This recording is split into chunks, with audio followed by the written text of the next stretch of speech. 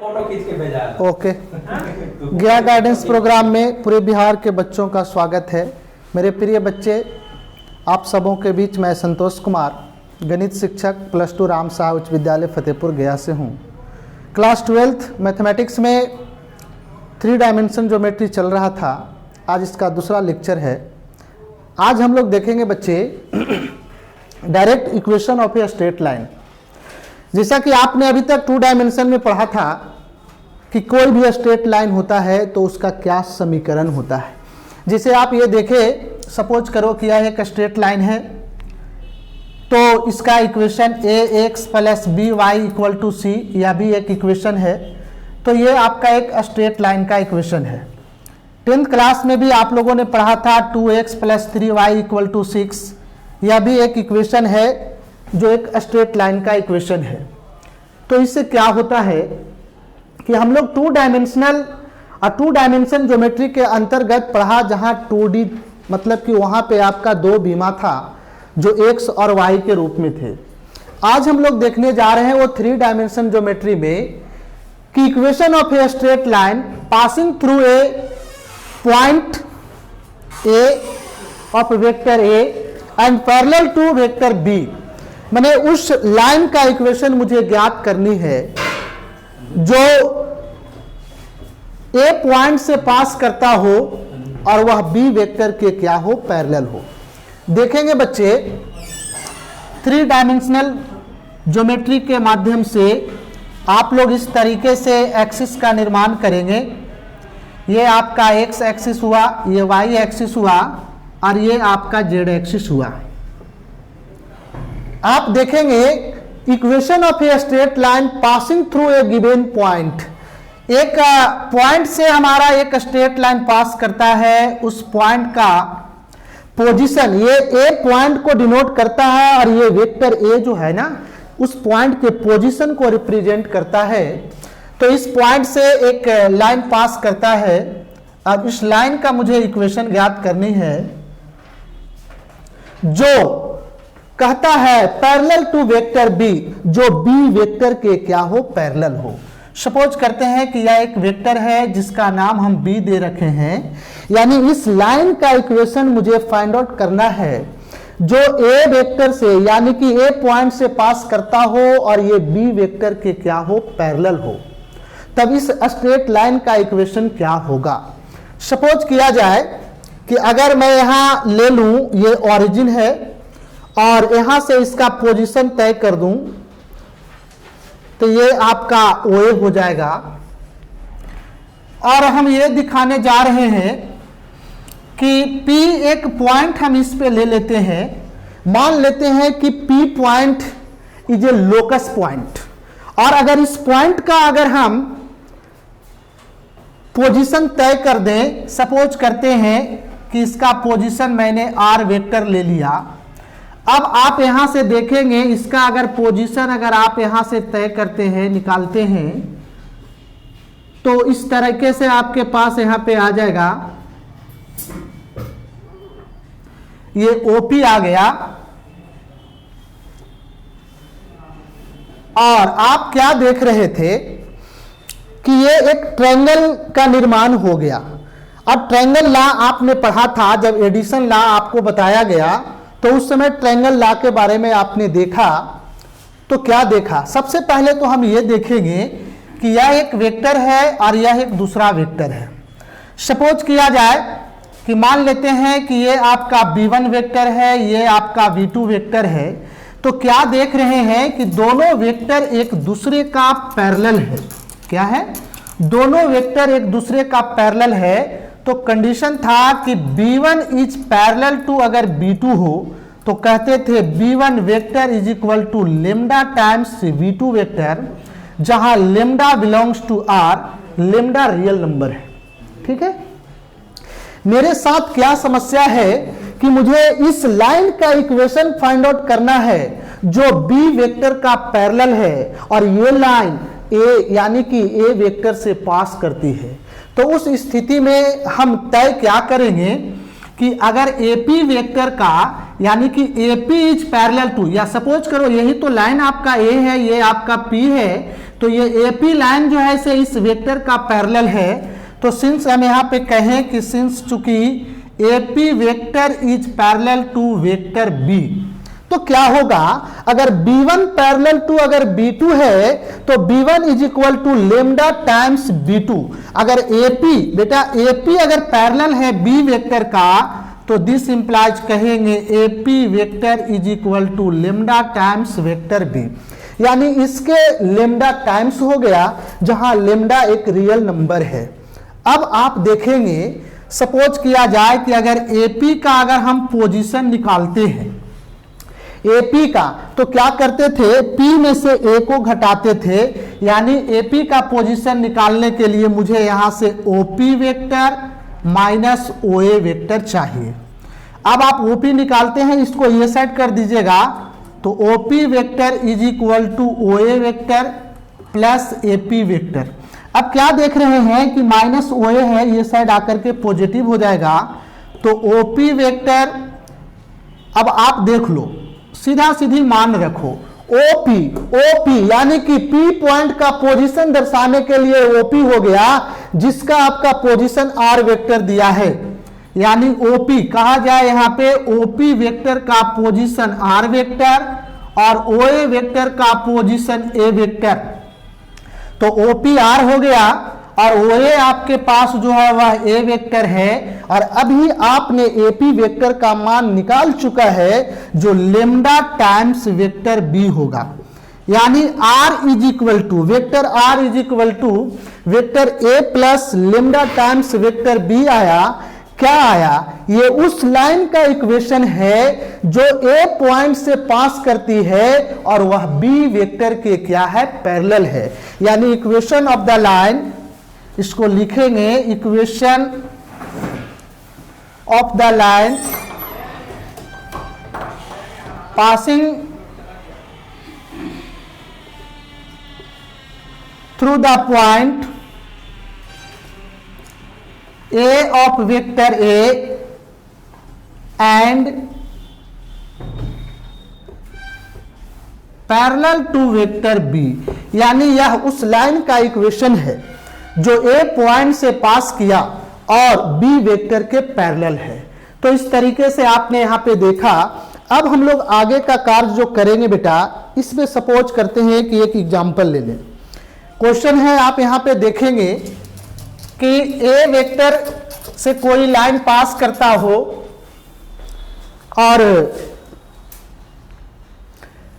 देखिए find the equation of the line which passes through the point. देखिए एक point है ना 1 2 3 and is parallel to the vector 3i plus 2j plus minus 2k। देखिए इस point से एक लाइन जो है ना वो पास करेगा, ठीक है, और इस वेक्टर के क्या होगा, पैरेलल होगा। तो जिस पॉइंट से पास करेगा उसका हम a मान लेते हैं, तो 1 है तो i plus 2j plus 3k, यानी इस पॉइंट का हम पोजीशन निकाल लिया और हमारा जो वेक्टर पैरेलल है उसको हमने b ले लिया, मान लिया v vector equal to 3i plus 2j minus 2k। तो आपने क्या फार्मूला पढ़ रखा कि vector r is equal to vector a plus lambda times vector b, यानी यह उस लाइन का इक्वेशन है जो a पॉइंट से पास कर रही है और b वेक्टर के क्या है, पैरेलल है। तो बाबू आपने देखा r vector is equal to vector a plus lambda times vector b। अब a जो आपका पॉइंट था उसका पोजीशन वेक्टर में आपने कन्वर्ट कर रखा, तो a वेक्टर का मान आपने यहां पे रख दिया प्लस लेमडा टाइम्स b, तो v वेक्टर जो आपका पैरेलल था वो भी है। ये रिक्वायर्ड इक्वेशन हो गया, ठीक है। तो आपने देखा यहां पे, अब हम यहीं पे आपको डील करने जा रहे हैं बेटा। देखेंगे कि equation of a straight line passing through the two given points, वहां एक पॉइंट से पास करने वाला रेखा का हमने समीकरण बताया और जो b यानी जो एक वेक्टर के पैरेलल था। अब जो हम ज्ञात करने वाले हैं वो दो पॉइंट से एक लाइन पास करेगा, सीधा सीधी बात।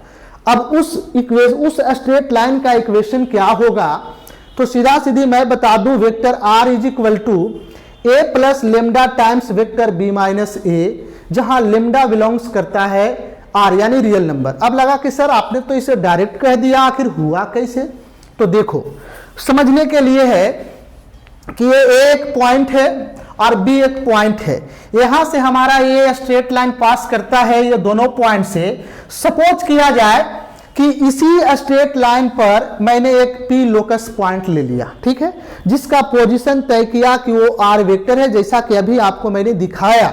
अब आप देखो कि ए और बी, ये मान लेते हैं कि ए और बी आपके पास दो पॉइंट है, ये दोनों पॉइंट का मैं पोजीशन निकाल लेता हूं तो ए बी वेक्टर आ गया, और ए बी वेक्टर का मतलब कि बी में से ए जाएगा तो बी माइनस ए आ गया।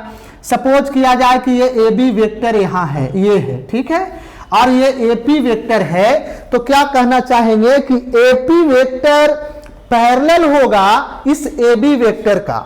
और आपने अभी देखा था कि अगर ये लाइन अगर इस लाइन का पैरेलल है तो इसके बराबर लेमडा टाइम्स ये हो जाएगा। वही मैं कहने जा रहा हूं कि AP is equal to lambda times vector B minus A, ये AP आ गया। देखो जी मैंने यहां AP का मान रखा lambda times vector B minus A. अब क्या कहोगे आप, ट्रायंगल लॉ जब यहां पे आप इस्तेमाल करेंगे तो क्या देखेंगे कि ये OP, बेटा देखिए इसका डायरेक्शन अपोजिट है इन लोगों के डायरेक्शन के तुलना में, तो OP vector is equal to OA plus AP।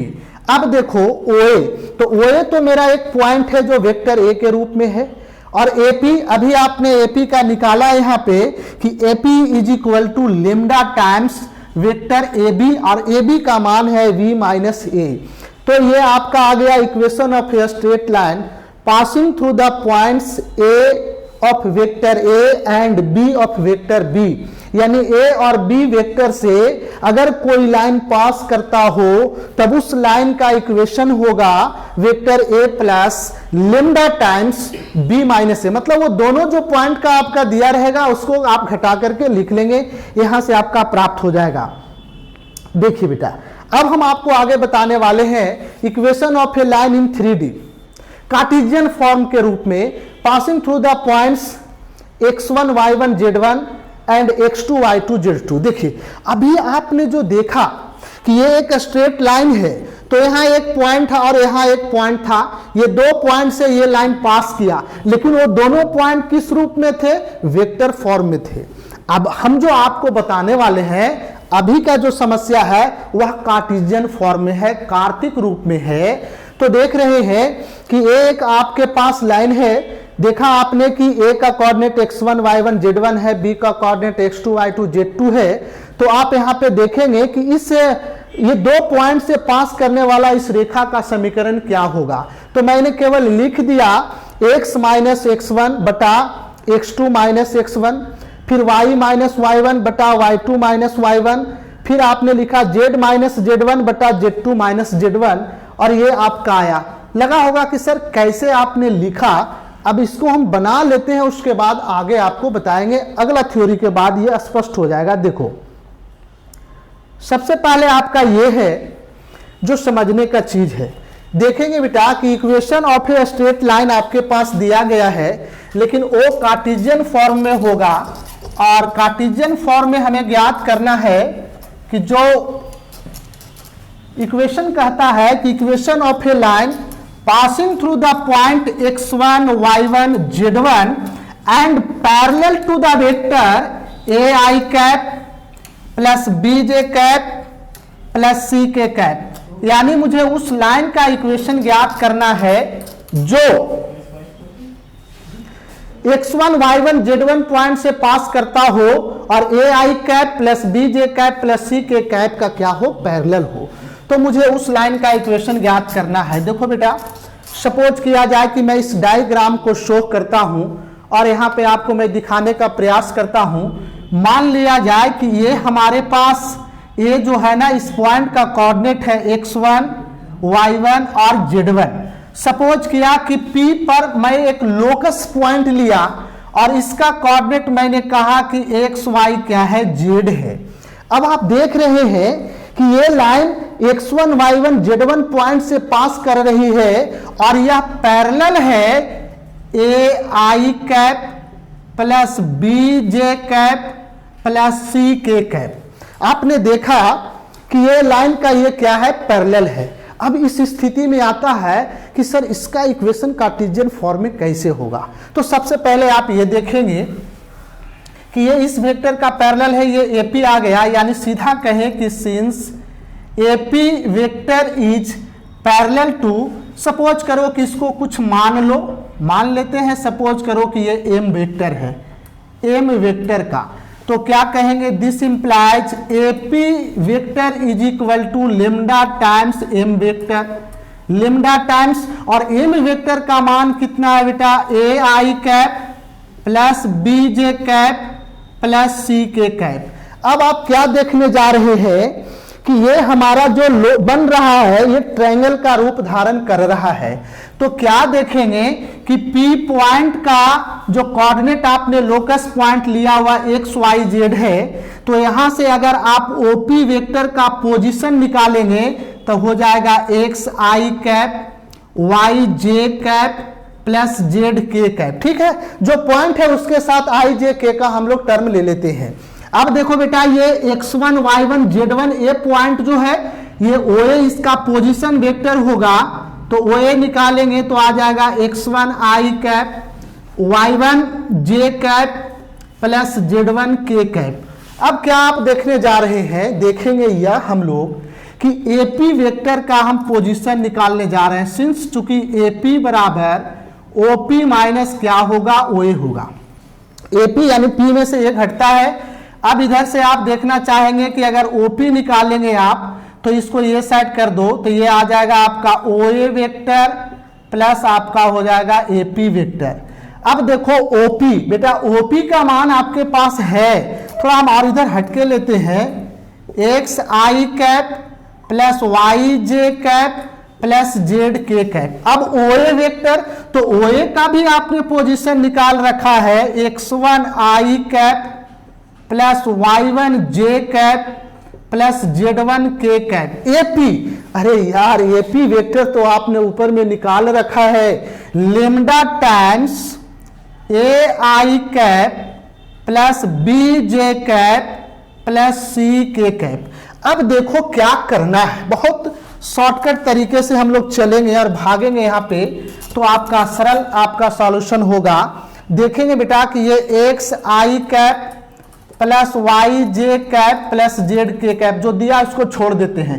देखिए इसको लेमडा से मल्टीप्लाई कर देंगे और आई आई यहां भी है, हम कॉमन कर देते हैं, तो x1 प्लस देखो बेटा लेमडा ए आई, यहां आई तो क्या हो जाएगा, यहां लेमडा टाइम्स ए, हमने आई को आपका कॉमन किया, फिर y1 और यहां lambda times B J vector होगा, तो y1 plus lambda times B common कर देंगे जे वेक्टर।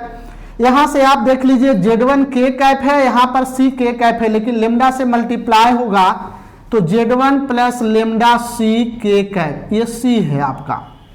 अब देखो equating the coefficient of I cap J cap and के कैप। अब हम लोग इक्वेटिंग करना चाहते हैं, देखिए यहाँ आई का कोफिशिएंट x है, यहाँ आई का कोफिशिएंट ये हुआ, जे का कोफिशिएंट ये है, यहाँ जे का कोफिशिएंट y है, समझ रहे हैं, के का कोफिशिएंट यहाँ k है बेटा, यहाँ k का कोफिशिएंट z1 प्लस लेमडा सी है। तो हम इक्वेटिंग करेंगे तो क्या प्राप्त होगा, this implies x1 plus lambda a is equal to x। और क्या प्राप्त होगा, यहां से देखिएगा आप, ये फिर आ जाएगा आपका y1 plus lambda times b बराबर y, फिर क्या प्राप्त होगा, z1 plus lambda times c is equal to z। अब आप यहां से निकाल लीजिए लेमडा का मान, तो ये इधर आ जाएगा, तो हो जाएगा x minus x1 by A, directly एकदम। यहां से लेमडा निकालेंगे बेटा तो इसको इधर घटाएंगे, तो लेमडा बराबर y माइनस y1 बटा b। यहां से आप निकाल लीजिए लेमडा का मान, इसको ये सेट कर दीजिए, तो लेमडा बराबर z माइनस z1 बाई सी। क्या देखा, देख यही रहे हैं कि लेमडा का मान जो आ रहा है वह आपका तीनों में लेमडा का मान आपका सेम आ रहा है बेटा। तो इससे ये स्पष्ट होने वाला है कि x minus x1 by A, y minus y1 by B, z minus z1 by c, this is equal to lambda.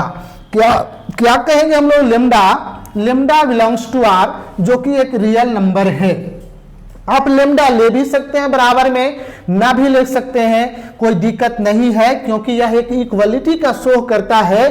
तो सभी के आपस में इन्होंने बेचारा बराबर कर दिया, तो सीधा लिख सकते हैं x minus x1 by A, y minus y1 by B, z minus z1 by C. ये z1 लिखे हैं, यह उस लाइन का इक्वेशन है जो x1 y1 z1 पॉइंट से पास कर रही है, और A I cap plus B J cap plus C K cap का पैरेलल है। तो यह लाइन का इक्वेशन दिया x minus x1 upon A, Y minus y1 upon B, Z minus z1 upon C. ये जो आपका इक्वेशन हुआ ये इस लाइन का हुआ जो x1 y1 z1 पॉइंट से पास किया, और इस वेक्टर का क्या था बेटा, पैरेलल था। तो हम लोग इस तरह से काम किया। अब आपका मन में एक बात उठता होगा कि सर ए बी सी क्या है, तो कहेंगे this line has a b c, जो आपके पास है वह डायरेक्शन रेशियो है। यहां जो आप ए बी सी का जो आप देख रहे हैं ये डायरेक्शन रेशियो है, A is to B is to C. यानी अभी हम लोग इसी पे दिखाने जा रहे हैं। सपोज किया जाए कि यहाँ पे ए आपका पॉइंट है जिसका कोऑर्डिनेट है x1 y1 z1, और बी एक अदर पॉइंट है जिसका कोऑर्डिनेट है x2 y2 z2। अब ये दोनों पॉइंट से एक लाइन पास कर रही है। तो अब बताया जाए कि कार्टेशियन फॉर्म में ये दो पॉइंट से पास करने वाला इस रेखा का क्या समीकरण होगा। तो देखो बेटा, हम लोग दो पॉइंट से अगर कोई रेखा पास कर रही है तो इसका डायरेक्शन रेशियो निकालने के लिए सीखा था, 3D में सीखा, वेक्टर में भी सीखा था। क्या करेंगे, x2 माइनस x1, ये आपका डायरेक्शन रेशियो आ रहा है a का मान।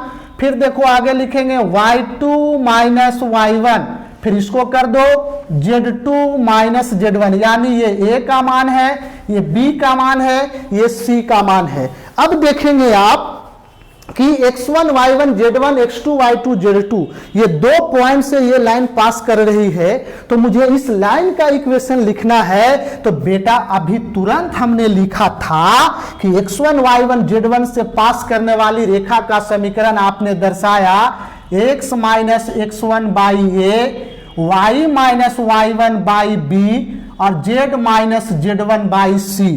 तो आप देखेंगे यहां पर कि अब हमारे पास जो डायरेक्शन रेशियो है ए बी सी का जो मान है वह है x माइनस x1 बाई ए का मान x2 minus x1, y minus y1 जो b का मान है वह y2 माइनस y1, और z2 आपने यहां पे देखा z माइनस z1 है बेटा, और c का मान है z2 माइनस z1। यानी यह उस लाइन का इक्वेशन है कार्टेशियन फॉर्म में जो x1 y1 z1 and x2 y2 z2 से पास करता है। अब सपोज करना है आपको कि कार्टेशियन फॉर्म में दिल रहेगा तो कैसे निकालेंगे। अरे कुछ नहीं है यार, दो पॉइंट से पास करने वाला लाइन का पहले डायरेक्शन रेशियो निकाल दो, और x1 y1 z1 का मान है इस इक्वेशन में बैठा करके डिवाइड कर दो, वो आपका कार्टेशियन फॉर्म में ज्ञात हो जाएगा। आगे आप यहाँ पे प्रॉब्लम देखेंगे, इसी चीज को मैं ज्ञात किया बेटा, equation of a straight line in Cartesian form अभी आपको मैंने दिखाया है। आगे आप देखेंगे इससे संबंधित प्रॉब्लम है, कोई बात नहीं है, इस प्रॉब्लम में कोई ज्यादा तकलीफ नहीं होगी।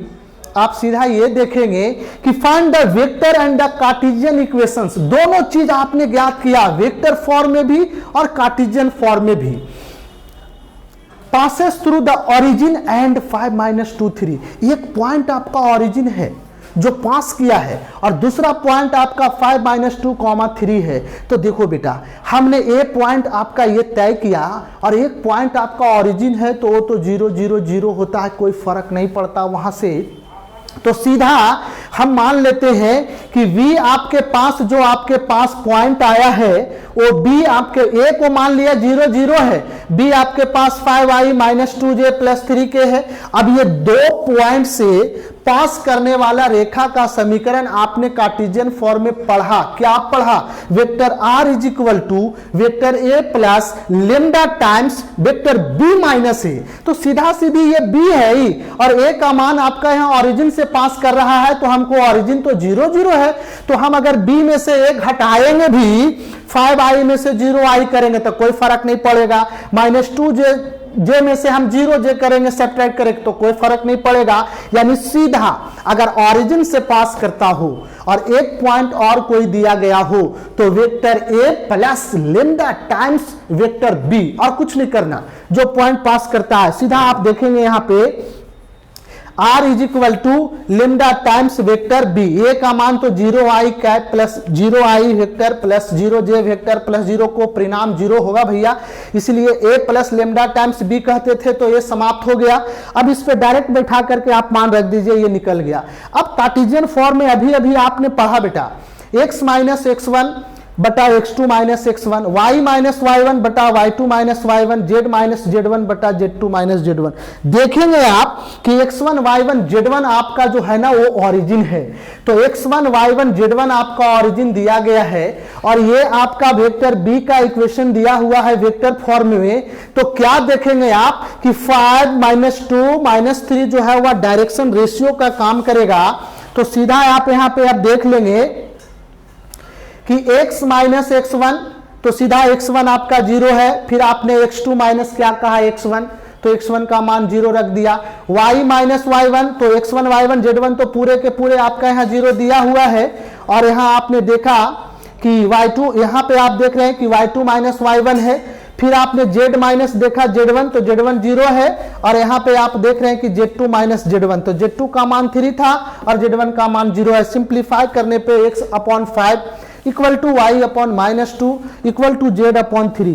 ये आपने देखा कि 2 पॉइंट से कोई लाइन अगर पास करता था तो उसका आपने इक्वेशन ज्ञात किया। देखिए equation of x y and z axis, जब 2 डायमेंशन में आपने पढ़ा बेटा तो देखा था वहां x एक्सिस और y एक्सिस होता था।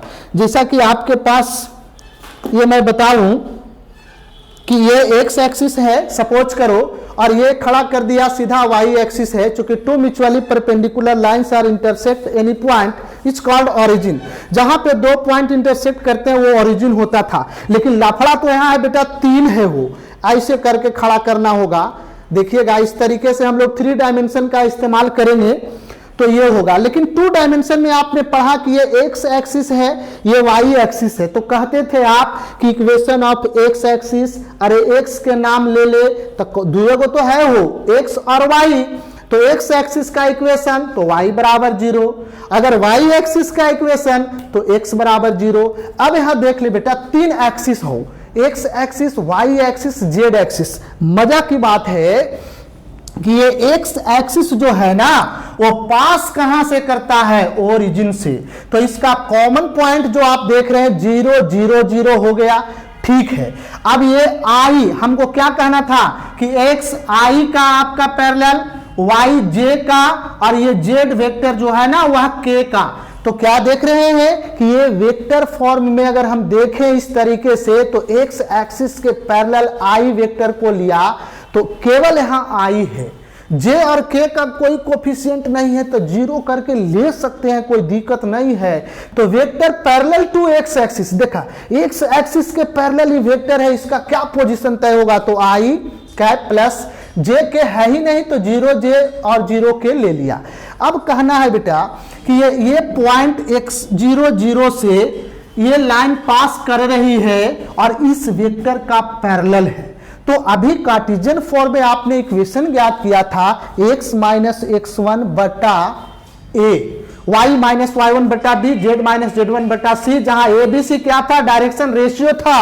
तो देख ना बाबू, डायरेक्शन रेशियो यहाँ 1 आ गया, 0 आ गया, 0 आ गया, और x1 y1 z1 है, बैठा दो x माइनस x1 तो 0 बटा a का मान, इसके बगल का मान 1 आ गया, फिर y माइनस y1 0, b का मान 0, z माइनस z1 0 है, फिर बगल में इसका मान 0। इस तरीके से हम लोग लेमडा के इक्वल लेते थे बेटा। अब x बाई 1 देख रहे हैं y/0, ऐसा नहीं है कि मैंने इसको भाग दिया है, तब तो जतरे खराब हो जाएगा हो। y में 0 से भाग दे देंगे तो इन्फिनिट आ जाएगा, भैया यहाँ लफड़ा नहीं, हम भाग नहीं दिया, केवल इसको सिंबॉलिकली रूप में मैंने रिप्रेजेंट किया है।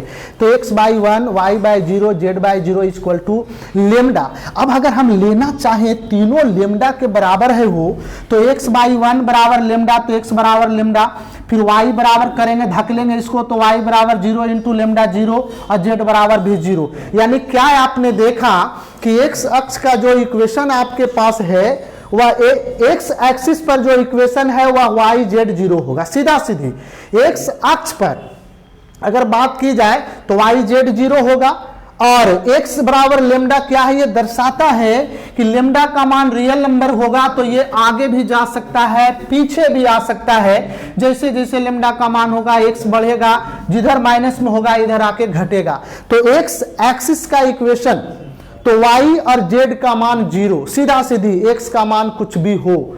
अब इसी तरीके से सिमिलरली अगर मैं बात करूं कि y एक्सिस का इक्वेशन, तो y का मान कुछ भी हो, z और x का मान 0 होगा। z एक्सिस का क्या होगा इक्वेशन, तो z का मान कुछ भी हो, x और y यहाँ पे 0 होगा। सीधा सीधी बात यह किया जाए, इस तरीके से मैंने लिख भी रखा है कि x एक्सिस का इक्वेशन, तो y z का मान 0, x का मान लेमडा, मतलब कोई भी रियल नंबर हो सकते हैं। y एक्सिस तो y का मान रहेगा, बाकी x z 0। z एक्सिस का बात किया तो z का मान रहेगा, बाकी x y 0। इस तरीके से आपने देखा। अब बेटा मजेदार बात है, 2 लाइन्स इन 3 डायमेंशनल ज्योमेट्री। हम 2 लाइन की बात करते हैं 3 डायमेंशन में, तो आप क्या देखने जा रहे हैं यहाँ पर, खूब बढ़िया से देखो। एक स्थिति आएगा कि ये लाइन दोनों एक दूसरे का पैरेलल होगा। सपोज करो ना भैया कि ये दोनों लाइन है, तो सिचुएशन आएगा कि दोनों लाइन एक दूसरे के पैरेलल है। एक ऐसी भी स्थिति आएगी कि दोनों लाइन भिड़ंत हो जाएगा, दोनों पॉइंट किसी एक ही पॉइंट पे आकर के इंटरसेक्ट हो जाएगा। एक ऐसा भी सिचुएशन आ सकता है अस्क्यू लाइन। स्क्यू लाइन का मतलब है कि ये एक लाइन है, अब ये मत समझना कि ये दोनों लाइन जब पास कर रहा है तो किसी पॉइंट पे, कॉमन पॉइंट पे कट रहा है ना, ये सिर्फ डॉट डॉट दिखाया, एक काल्पनिक लाइन है, इस पे कोई इंटरसेक्टिंग पॉइंट नहीं होगा, तो ये अस्क्यू लाइन होगा। अब देखो, मान लिया कि ये आपके पास एक लाइन है जिसका मैंने दिखाया एरो देके, r vector equal to a1 vector plus lambda times b1 vector, इस लाइन का इक्वेशन है। ये दूसरे लाइन का इक्वेशन है बेटा। अब कहता है ये दोनों लाइन एक दूसरे का पैरेलल है, तो इसका मतलब इसमें कोई कॉमन पॉइंट नहीं होगा। जैसे देखते होंगे आप लोग ट्रेन से जाते होंगे तो ट्रेन के पटरी कभी देखते हैं कहीं एक जगह टच करता, अगर टच कर देगा तो गाड़ी एक्सीडेंट, फिर दूरी नहीं तय होगा हो, इसलिए ये सीधा एकदम अनंत दूरी तक भी जाएगा तो मिलन समारोह इन दोनों का नहीं होगा। हाँ, ये इंटरसेक्टिंग पॉइंट मतलब ये और ये दोनों एक ही पॉइंट पे कट जाएंगे, तो 1 इंटरसेक्शन पॉइंट यहाँ पे कवर होगा। यानी इस लाइन का इक्वेशन, ये लाइन का इक्वेशन दिया है, दोनों के बराबर आप देख रहे हैं r वेक्टर r, तो ये दोनों बराबर होगा एंड विल बी गेट। हम कह सकते हैं यहाँ पे कि लेमडा का मान और म्यू का मान हम फाइंड आउट यहाँ से कर सकते हैं, तो यहाँ से हम दोनों को हेल्प लेकर के सॉल्यूशन कर देंगे जो लेमडा म्यू का मान आपका दे देगा। और एसक्यू लाइन में तो कोई कॉमन पॉइंट होगा ही नहीं। चलिए, बहुत मजेदार बात, इसको समझ लेना ही आपके लिए बहादुरी है। और 5 नंबर का सवाल आपको देगा शॉर्टेस्ट डिस्टेंस निकालने के लिए। To find the shortest distance between 2 lines in vector form and Cartesian form, दोनों जैसा फॉर्म रहे यार, एकदम चुटकी से आराम से निकाल सकते हैं और कोई ज्यादा इसमें कष्ट नहीं होगा। तो आप यहाँ पे देखेंगे बेटा पैरेलल लाइंस, तो क्या है, ये दोनों लाइन पैरेलल है। पैरेलल का क्या लक्षण है, तो लक्षण तो ठीक है हो, ये लक्षण है यहां पर देखेंगे कि r1 is equal to vector a1 plus lambda times vector b, और दूसरा वेक्टर आपका लाइन का जो इक्वेशन है वो a2 vector plus mu times vector b।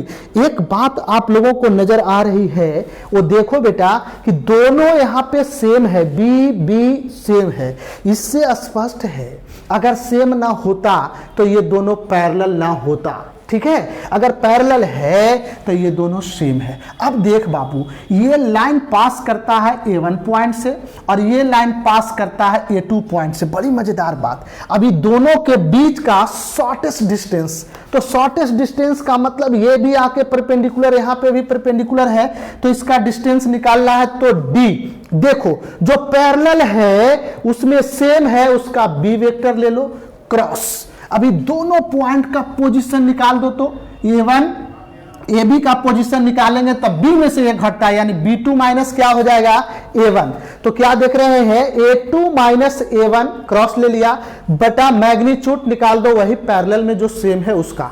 तो कितना आसान है कि दो लाइन अगर पैरेलल हो तो उसके शॉर्टेस्ट डिस्टेंस निकालने का फार्मूला वेक्टर B क्रॉस दोनों पॉइंट का difference A2 vector minus A1 vector upon vector B का मैग्नीट्यूड। तो सरल आसानी से निकाल दोगे बेटा। हाँ, अब बात रह गई कि भाई अस्क्यू लाइंस का मतलब कि ये दोनों कहीं पे टच नहीं कर रहा है, वो केवल काल्पनिक लाइन है, लेकिन ये वेक्टर का इक्वेशन ये है, इस लाइन का इक्वेशन ये है, तो दोनों के बीच का शॉर्टेस्ट डिस्टेंस मैंने ये दिखाने का काम किया है। अब देखना कि ये दोनों का शॉर्टेस्ट डिस्टेंस क्या होगा। तो देखो बाबू, अभी तो यहाँ पे आपने पॉइंट निकाला था कि A2 माइनस A1 और यहाँ पे तो भैया सेम था तो वेक्टर B लिया, लेकिन सेम ना है तो इसका और इसका दोनों का क्रॉस ले लेंगे, B1 क्रॉस B2। देखो जी, B1 क्रॉस B2। अब यहां डॉट का यूज करेंगे, A2 माइनस A1, ये दोनों पॉइंट का डिफरेंस बटा मैग्नीट्यूड B1 क्रॉस B2 का। अगर ये देखो स्थिति ऐसा आ जाए कि जब मैं शॉर्टेस्ट डिस्टेंस निकाल रहा हूं, अगर D का मान 0 आ जाए, तो D का मान 0 आने का मतलब है दोस्तों, एक स्थिति आता है कि शॉर्टेस्ट डिस्टेंस का मतलब है कि बाबू रे ये लाइन है और ये लाइन है, तो ये दोनों के बीच सपोज करो कि ऐसे दिखाओ, ये लाइन है ये लाइन है, तो इसके बीच तो कुछ ना कुछ डिस्टेंस है हो जो दिखा रहा है। अगर डिस्टेंस 0 हो जाए तो स्थिति ऐसा होगा कि चाहे तो ये लाइन ऐसे हो जाए या फिर ये लाइन ऐसे हो जाए, मतलब वहां पे कोई डिस्टेंस पॉइंट कवर नहीं करता है। इसका मतलब है कि D equal to 0, then we can say lines are intersecting, मतलब वो दोनों लाइन जो है ना वो कट करेगा एक दूसरे पर। इस स्थिति में ये कॉप्लेनर भी होगा, एक ही प्लेन में दोनों स्थित होंगे। चलिए आगे मैं यहां पे आपको दिखाने वाला हूं condition for the intersection of two lines. देखो कहा बेटा D का मान 0, अरे बाबू तो D का मान 0 तो फार्मूला आपने D बराबर यहां 0 कर दिया है, इसका 0 कर दो और क्रॉस तिरछा गुना कर दो, तो इसको धकेलने से ये तो पूरा 0 होगा बेटा। तो 0 बराबर यही ना बचेगा, इतना सिस्टम इक्वल टू 0। देखो वही सिस्टम मैं दिखाने वाला हूं कि B1 cross B2 dot A1 minus A2 vector equal to 0। अगर ऐसी स्थिति आए तो इससे स्पष्ट है कि two lines intersect, that is if the two lines और कॉप्लेनर एक प्लेन में होंगे, देन D का मान क्या होगा 0 होगा। चलिए इस पे आपका एक सवाल ले लेते हैं जो बड़ी मजेदार सवाल है बेटा। Find the shortest distance between the lines L1 and L2 which vector equation are this, यहां पे दिया है। अब क्या देखने वाले हैं, देखो बाबू कि ये लेमडा का बगल का जो मान है O और म्यू के बगल का मान है जो, अगर सेम है तो समझ जाना कि दोनों पैरेलल लाइन के बीच शॉर्टेस्ट डिस्टेंस कह रहा है, लेकिन ये तो भाई सेम नहीं है, तो इसका मतलब अस्क्यू लाइन है और उसके बीच का, तो दोनों के तो दो ही बात तो बताया, पैरेलल का और अस्क्यू का शॉर्टेस्ट डिस्टेंस निकालने के लिए। तो देखो बेटा मजे की बात, ये अब हमारा यहाँ पे चर्चा ये करना है कि ये हमारा A1 जो आपने लाइन का इक्वेशन देखा था ये A1 हो गया और ये आपका मान जो है वह B1 का है। तो A1 is equal to position note किया I प्लस जे, और ये पॉइंट में R vector is equal to जो है वह A2 का है। अब घटा के अगर आप देखो A1 में से A2 या A2 में से A1 तो कोई फर्क नहीं पड़ने वाला है, I में से 2I गया माइनस I, J में से J तो कहानी समाप्त है हो, और ये माइनस माइनस प्लस के हो गया। अब देखो ये B1 है और ये क्या है B2 है, मैंने मान लिया B1 क्रॉस B2। आपको मैंने कहा था वेक्टर भी जब पढ़ाया था तो वहां पे भी मैंने ए क्रॉस बी निकालने के लिए सिखाया था कि डिटर्मिनेंट के प्रॉपर्टीज को यूज करते हैं और उसके इस्तेमाल से हम लोग इसका सिंप्लीफाई करते हैं। तो b1 क्रॉस b2 निकालना हो तो i j k तो जनरली फर्स्ट रो में लिख देते हैं। अब ये कहां से आया, तो b1 का जो कोफिशिएंट है 2 - 1 के लिख दो और b2 वेक्टर में जो भी i j का कोफिशिएंट है इसको लिख दो बेटा। और फिर क्या हल करना है, i वेक्टर लेते हैं तो इसके रो और इसके कॉलम को चाप देते हैं, क्या बचा -2, फिर मल्टीप्लाई करते हैं, ये प्रिंसिपल डायगोनल ये सेकेंडरी डायगोनल, तो -2 घटाओ -5 तो माइनस माइनस प्लस, तो -2 में से 5 गया तो कितना बचेगा 3i। देख रहे हैं, -2 में से +5 गया तो 3i। इस तरीके से इसको लेते हैं, इसका रो इसका कॉलम, ये आपने जनरली ज्ञात किया है, ये आसान है, कोई ज्यादा टफ टॉपिक नहीं है। तो इस तरह से b1 क्रॉस b2 आपने निकाला, चाहो तो इसका मैग्नीट्यूड भी आप निकाल सकते हो, निकाला ही है। मैग्नीट्यूड निकालने का मतलब सीधा इसका रूट अंडर कर दो, 3 तिया 9, 1 का स्क्वायर 7 7 49 और 1 50 और 9 सीधे आपका क्या आ जाएगा 59। अब आपने देखा कि दोनों लाइन का शॉर्टेस्ट डिस्टेंस निकालने के लिए 5 नंबर का ये सवाल सेट कर रहा है बाबू। तो आप इस तरीके से देखो कि फार्मूला पढ़ा था d = a1 - a2 या a2 - a1, कोई फर्क नहीं पड़ता क्योंकि डॉट में निकाल रहा हूं। b1 क्रॉस b2 बटा मैग्नीट्यूड और b1 क्रॉस b2, तो इसका मान जो अभी आपने निकाल के लाया इसका और b1 क्रॉस b2 आया इसका, ये दोनों का डॉट निकाल दो। तो क्या करेंगे 3i, i डॉट i 1 होता है तो 3i मतलब माइनस हो जाएगा 3।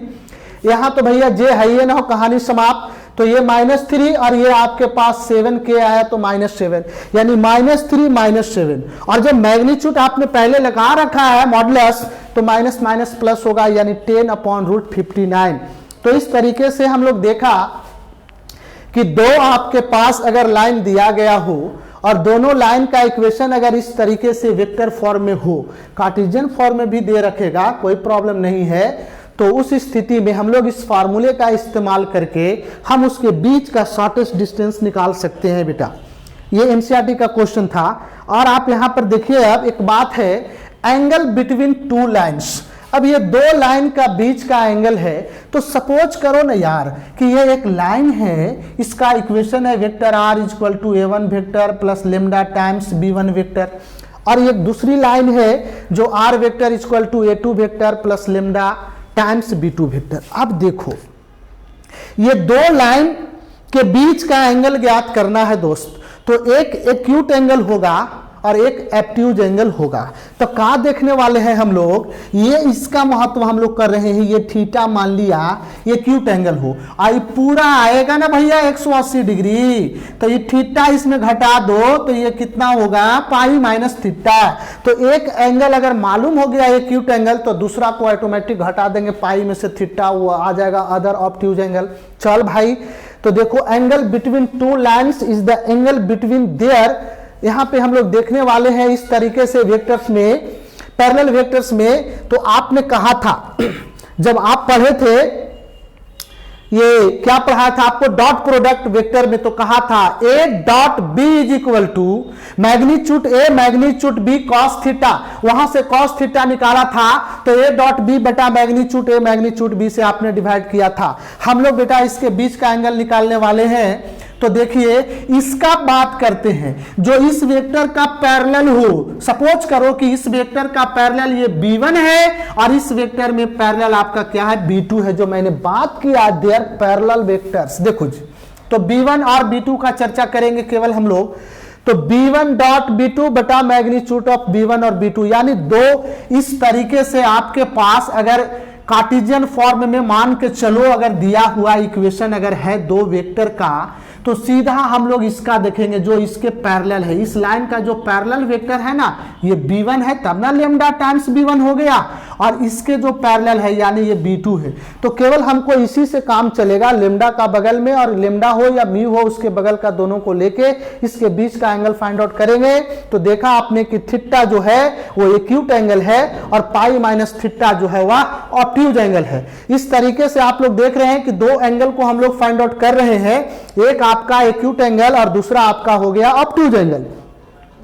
चलिए बेटा, इसी पे आपका प्रॉब्लम दे रखा है कि find the angle between the flowing pairs of lines. क्या देख रहे हैं कि यहाँ पे एक आपका कार्टेशियन फॉर्म में, ये आपका वेक्टर फॉर्म में है और एक कार्टेशियन फॉर्म में है। दो आपका मैं इस तरीके से इक्वेशन ले रखा है और दोनों के बीच के एंगल हमको निकालना है। तो चलिए देखेंगे दोस्तों, यहाँ पे r इज इक्वल टू ये दिया और एक r वेक्टर इक्वल टू ये दिया। तो देखेंगे कि हमको इसको लेना है ना। तो मान लिया कि एक को b वेक्टर ले ले, वो के b डैश ले लें, b1 ले लें, वो के b2 ले लें, कोई फर्क नहीं पड़ता है वो। तो इसको b वेक्टर ले लिया और इसको b डैश लिया। दोनों के बीच का एंगल फाइंड आउट करना है दोस्तों। तो इसका मैग्नीट्यूड निकाल दो, इसका निकाल लो, और एंगल निकालने के लिए कॉस थीटा बराबर आपने फार्मूला इस्तेमाल किया है। फिर बी वेक्टर के साथ बी डैश का डॉट निकाल दिया, यहां पे आ गया। आपने फार्मूला पढ़ा था कॉस थीटा बराबर, वो जो दो पैरेलल वेक्टर्स की कहानी हम लोगों ने कहा कि b vector dots b dash vector बटा मैग्नीट्यूड दोनों के। तो डॉट निकालने के लिए तो आपने सीखा ही है, यहां से आपने आसानी से डॉट निकाल लिया बेटा, 90 आ गया, 19 इसका मान आ गया, और मैग्नीट्यूड भी आपने ऊपर में निकाल चुका है। तो इस फार्मूले का इस्तेमाल करके हम लोग दो वेक्टर्स के बीच में कार्टेशियन फॉर्म में अगर है वो, या फिर आप देख रहे हैं कि वेक्टर फॉर्म में इक्वेशन है, तो अभी मैंने वेक्टर फॉर्म के इक्वेशन का एंगल निकाला। अगर ये कार्टेशियन फॉर्म में अगर हो तो इस स्थिति में आप सीधा देखेंगे कि दो लाइन का आपके पास इक्वेशन दिया हुआ था कार्टेशियन फॉर्म में। वो लाइन क्या है बेटा, सीधा सीधी ये है, देखो ये आपका दिया गया है। तो ये क्या है, ए बी सी, ये A1 B1 C1, ये जो है ना वो डायरेक्शन रेशियो देता है। तो सीधा अगर हमारे पास डायरेक्शन रेशियो अगर दोनों अगर लाइन का अगर मालूम हो जाए तो कॉस थीटा बराबर हमने पढ़ा था कि अगर डायरेक्शन रेशियो गिवन हो तो दोनों लाइन के बीच का एंगल निकालने के लिए मैंने पढ़ा था कॉस थीटा बराबर A1 A2 plus B1 B2 plus C1 C2 बटा root under A1 square plus A2 square, A1 square plus B1 square plus C1 square. फिर इधर करते हैं A2 square plus B2 square plus C2 square root under किया था। ये formula इस्तेमाल करके निकाल सकते हैं। मान लेते हैं A1 B1 C1 A2 B2 C2। चलो ये देखो, अब इसके बीच का एंगल हम लोग आसानी से ज्ञात कर लेंगे बेटा। देखिए ये आपका दिया हुआ है, तो क्या कहा आपको कि इसको अगर आप मान लेते हैं A1 B1 C1 A2 B2 C2, तो क्या होता है A1 A2, तो 3 into 1 प्लस B1 B2, तो वहां आपका है 4 into 1, यहाँ पे 5 into 1 प्लस C1 C2, तो C1 का मान यहाँ देखिए 4 है, यहाँ C2 का मान 2 है। मल्टीप्लाई करो रूट अंडर, इसका स्क्वायर कर दो, A1 B1 C1 का कर दिया। फिर आपने कहा A2 B2 C2 का स्क्वायर कर दो, यहाँ पे कर दिया। सिंप्लीफाई करने के उपरांत यहाँ पे परिणाम आने की संभावना जो बन रही है बाबू, ये हो रहा है कि 16 बटा जोड़ने पे रूट 50 और ये रूट अंडर 60। मल्टीप्लाई कर देते हैं, या इसको बाहर करेंगे तो 5√2 होगा, और इसको रूट 6 को ये कर दो आप, तो सीधा सीधी सिंप्लीफाई करने पे आपके पास जो रिजल्ट आने वाला है वो 8√3 बटा 15 आया। इस तरीके से थीटा निकालेंगे तो कॉस इनवर्स यहाँ आ जाएगा। अब अदर एंगल अगर निकालना है मुझे तो आपको पाई में से सब्ट्रैक्ट कर देंगे, काम हो जाएगा। इस तरीके से आप यहाँ पे भी देख रहे हैं कि ये जो आपका दिया गया एक लाइन का इक्वेशन है, स्थिति यह है कि ये कार्टेशियन फॉर्म में है और ये दोनों लाइन एक दूसरे के परपेंडिकुलर है। तो यहाँ से K का मान ज्ञात करना है। तो सीधा है कि अगर दो लाइन अगर परपेंडिकुलर हो तो सीधा हम लोग यही जानते थे कि A1 A2 plus B1 B2 plus C1 C2 का मान 0 होता है। A1 B1 C1 का दिया गया, A2 B2 C2 का मान दिया गया, इसके साथ मल्टीप्लाई कर दो, इसको इसके साथ, और जोड़ करके उसको 0 के बराबर कर दो, यहाँ से K का मान फाइंड आउट होगा। देखिए मैंने वही काम किया है, यहाँ से K का मान आपका बेटा प्राप्त हो गया -10/7। इस तरीके से आप लोगों के बीच अब क्वेश्चन प्रैक्टिस के लिए दिए जा रहे हैं। 28-29 क्वेश्चन मैं वस्तुनिष्ठ डाला हूं, बाकी आप लोग किताब से अपना प्रैक्टिस करेंगे बेटा। आसानी से आप इसे देख लें, और जो प्रॉब्लम आपको लगेगा कमेंट बॉक्स में आप उसको ये करेंगे, उस स्थिति में हम आपको सॉल्यूशन करके भी आपको डाल देंगे। तो इस तरीके से आप इसको अच्छे तरीके से देख लेना बेटा। देखने के बाद आपका पूरा का पूरा टॉपिक जो है ये स्ट्रेट लाइन का कवर हो गया। अब आपके पास मात्र 3 डायमेंशन ज्योमेट्री में एक चैप्टर बचा है, वह प्लेन, जिसको हम लोग 2 कक्षा लेकर के इसको हम लोग समाप्त करेंगे। आगे आपका यहाँ पे देख रहे हैं कि इसका आंसर भी मैंने दे रखा है, सारे आंसर आपको मिला लिए जाएंगे। एक्सरसाइज में आपका जो क्वेश्चन है उसको आप देख करके इसको मिला लेंगे और ये करेंगे बेटा। अब पूरे बच्चों को अच्छे तरीके से आप 3 डायमेंशन ज्योमेट्री को कवर करेंगे। करने के बाद अगर वीडियो अच्छा लगे तो आप एक दूसरे बच्चों तक शेयर करेंगे। आप सभी बच्चों को बहुत बहुत धन्यवाद।